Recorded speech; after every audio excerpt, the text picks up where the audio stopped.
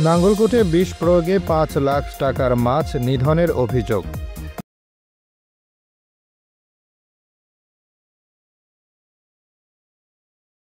কুমিল্লার নাঙ্গলকোটে বিষ প্রয়োগে ৫ লাখ টাকার মাছ মেরে ফেলার অভিযোগ উঠেছে।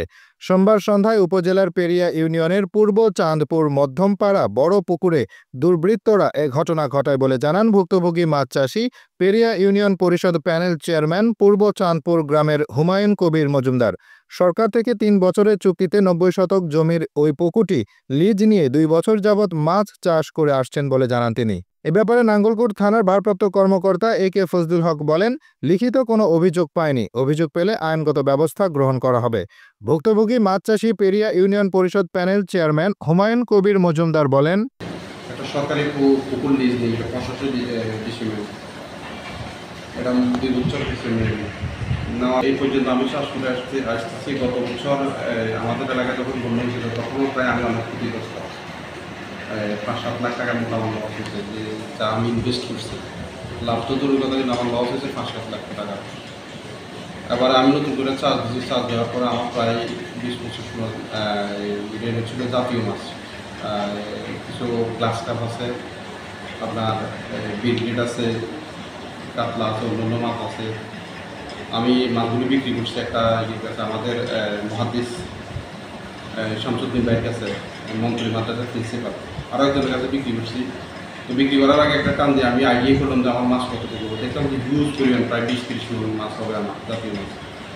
রেটটা মোটামুটি ভালো হয়েছিল। হওয়ার পর আমি আমাদের বাসায় আর কি যে জালদারা আছে, যারা জাল টানা, তাদেরকে নিয়ে এসেছি, টান দিয়েছি। টান দেওয়ার পরে আমার মাছগুলি দেখে অনেক ভালো, মানে খুব ভালো লাগছে মাছগুলি দেখে। ওখানে মাছগুলি দেখার পরে আমি চলে যাওয়ার পরে রাত্রেবেলা কে বা কারা গ্যাসের ওষুধ দিছে, যে ওই ওষুধগুলি দেওয়ার পরে পর্যায়ক্রমে আমার মাছগুলি প্রত্যেকটা মাছ মরে মরে বাসি উঠছে। আমি মনে হচ্ছিলাম হয়তো আপনার ওয়েদারের কারণে বা আপনার পানির মধ্যে যে গ্যাসটা হয় এটার কারণে হয়তো 2-4টা মাছ পড়তেছে। একটা পর্যায়ে সন্ধ্যা যখন আমি দেখছি আমার প্রত্যেক মাছগুলি এভাবে আমরা এই মরা বাসি উঠছে পানির উপরে, এমনকি যে গ্যাসের ওষুধ মারছে, ওষুধের ইয়েগুলি আছে, আপনার গন্ধগুলি আছে পুকুর পাড়ে গেলে।